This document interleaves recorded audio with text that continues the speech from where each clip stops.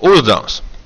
Mums ir saraksts ar vērtībām, kuras gribam ievadīt caur iznerstošo logu, un gribam panākt tādu lietiņu, kad izvēloties vietu, kurā ievadīt, iznerstošais logs ievada vērtību tieši šeit. Un vēl pa ceļam izdomāsim, kā var darīt tā, lai tas logs ievada tikai šajā apgabalā un nekad citur. Tas varētu būt netik interesanti. Pirmā lieta, ko ir jāizmanto, protams, šeit vajadzēs izmantot ActiveX controls, jo form controls jūs nevarat šādā veidā uzģenerēt, lai tas darbotos, kā jūs gribat. Tāpēc vajag programmēt. Ok, tad mēs programmēsim.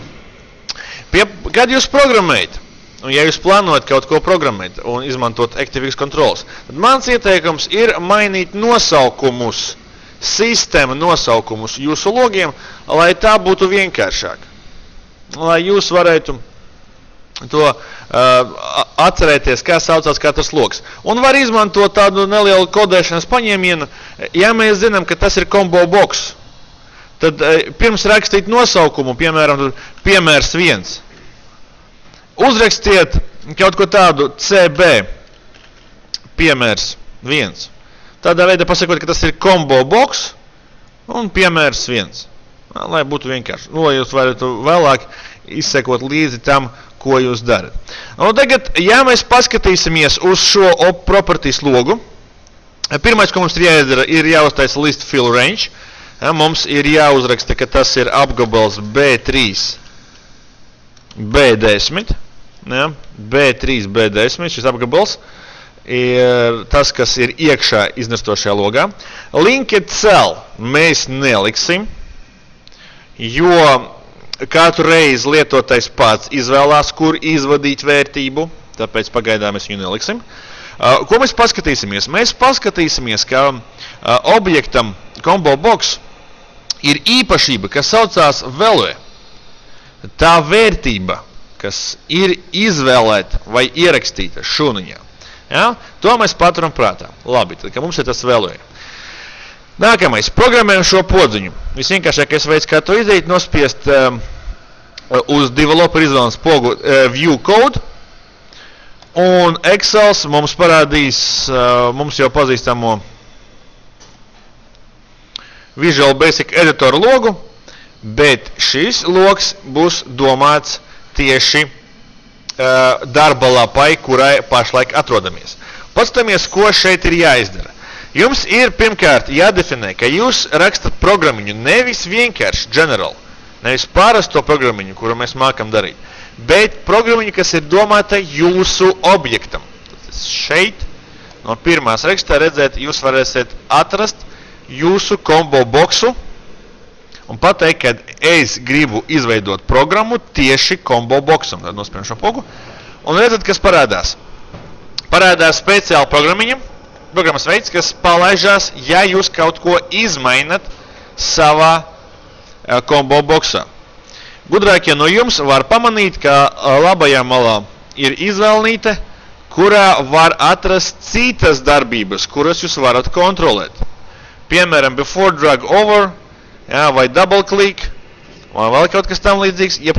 Ļoti daudz darbības jūs varat kontrolēt un pēc to vai pirms tām palaist programmiņas. Un tagad padomāsim, ko mums šeit ir jāizdara. Mums ir jāieraksta combo boxa vērtību izvēlētajā šūnā. Atgādināšu, ka izvēlētā šūna izskatās šādi, active cell, un tur ir jāieraksta tas, ko esmu izvēlējies manā combo boxā.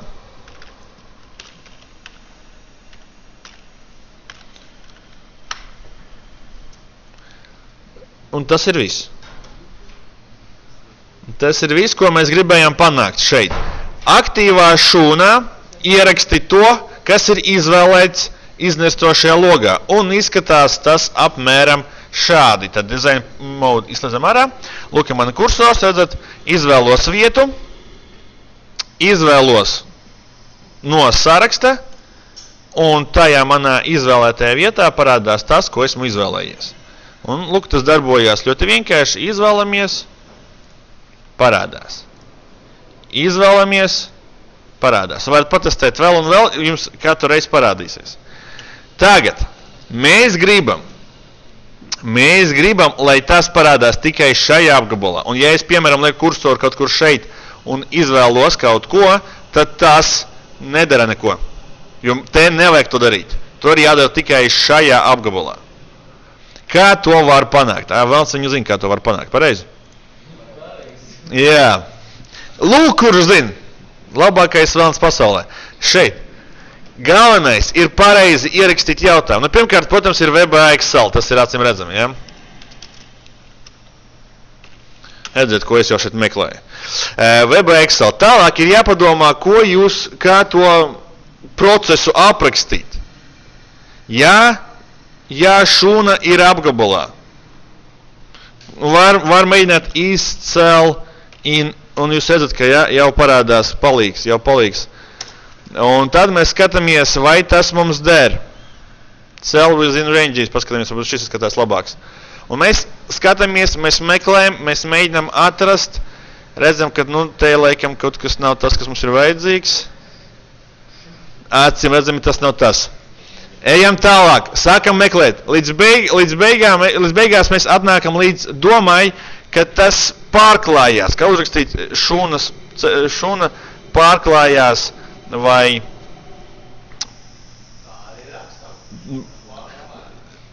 Bet angliski tā ir raksta. Cell intersect range, kaut kas tāds, un mēs atradīsim. Nu, protams, ka es zināju, ka ir tās vārds, ja, tāpēc es viņu atradu. Jā, man neizdevās notālot tik to labi, bet ideja tiešām ir ļoti vienkārši. Jūs vienkārši meklējat. Jūs vienkārši meklējat to vārdiņu, kas mums ir vajadzīgs, un beigās jūs atradīsiet. Lūk, šādu metodi. Kā tā darbojas, tāpat ir uzrakstīts. Spēt tas, ko mēs gribam panākt. Ja nepārklājās, is nothing, ja nepārklājās, tad dari kaut ko. Pretējā gadījumā dari vēl kaut ko. Tad mēs to Ctrl+C esam uzzinājuši, aizējam uz mūsu programmu un uzrakstam.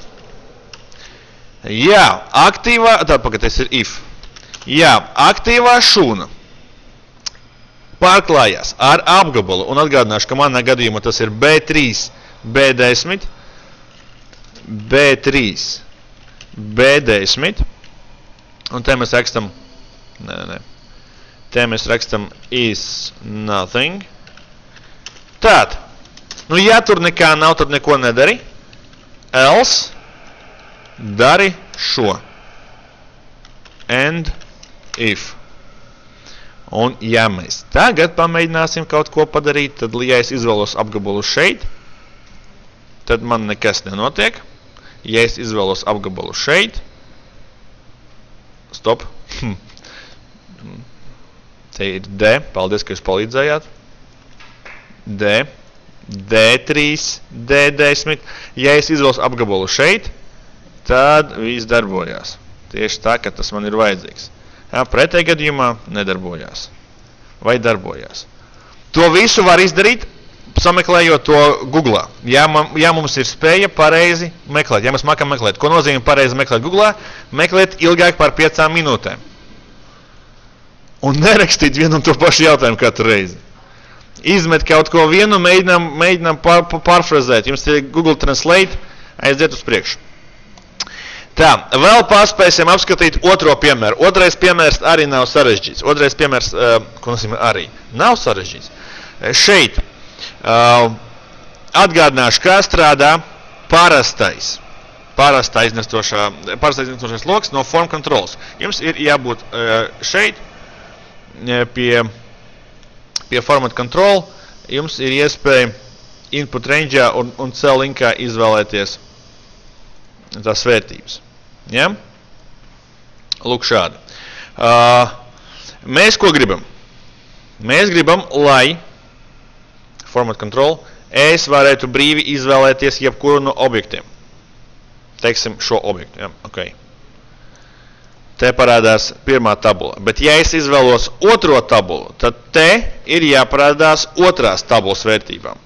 Ko tas nozīmē? Tas nozīmē, ka man ir jāiemāca šis loks mainīt apgabalus. Kā to var izdarīt? Nu, pirmām kārtām atgādināsim sev, ka combo boxiem arī ir cell link, piemēram šeit, un tas ir izvēlētais punkts. Ja, redzam, pirmais, otrais, trešais punkts ir izvēlēts. Labi. Un tagad, ko mēs daram? Mēs izvēlamies. Ja man ir pirmā tabula, es izvēlos pirmo apgabalu. Ja man ir otrā tabula, es izvēlos otro apgabalu un trešo apgabalu. Jūs neticēsiet, kad es pateikšu, bet eksistē funkcija izvēlēs. Choose. Ko dara šī funkcija? Šī funkcija ļauj izvēlēties. Jūs pasakat, kuru vērtību ir jāizvēlās, un tad pēc semikola ievadat visas iespējamās vērtības. Mūsu gadījumā ir 3 varianti, tāpēc es izvēlos pirmo apgabalu semikols, otro apgabalu semikols un trešo apgabalu. Lūk. Un izvēloties punktus, choose funkcija izvēlās arī dažādus savādākus apgabalus. Un tad, ko man ir jāizdara ar šo funkciju? Man ir jāpamēģina viņu iekopēt iekšā. Format control. Pie input range pamēģinam ielikt mūsu formulu. Okay? Un kā mēs redzam, mums nekas neiet. Kāpēc? Jā, augšā mēs redzam. Kāpēc? Jo šeit ir jāievada apgabals. Nevis formula. Apgabals. Kā mēs visi zinām, ja, mums ir name manager, ar kuru mēs varam nosaukt apgabalus. Un ja mēs izveidosim jaunu apgabalu, piemēram, tabulas, un pateiksim, ka tas apgabals ir vienkārši A1, ja, šeit, šādi tabulas. Ok. Un tad pamēģināsim viņu ielikt pie format controls. Tabulas. Ok, gatavs. Tad lūk, tas parādās šeit. Ja? Visi redz. Viena šūniņa. Un tagad mēs daram haku. Mēs atgriežamies šeit un nomainām to visu šādā veidā. Dolārzīmes visur obligāti ir jāsaliek, bez dolārzīmēm būs slikti. Saliekam visur dolārzīmes. Ok. Close. Un lūk ir mūsu risinājums. Izvēlēties otro tabulu, tas man parāda otro tabulu. Izvēlēties trešo tabulu, tas man parāda trešo tabulu. Ja? Vienīgais tā secība, kurā es to izdarīju, ir arī svarīga. Sākumā mēs ieliekam tukšu tekstu no name manageru un tikai tad liekam iekšā formulu, jo pretējā gadījumā būs nestrādās. Ja? Bet šādi tas ir. Un te ir bez programmēšanas. Mēs izvēlamies šeit no saraksta un te mums ir tās mūsu vairākās tabulas izvēlēts. Lūk šādi.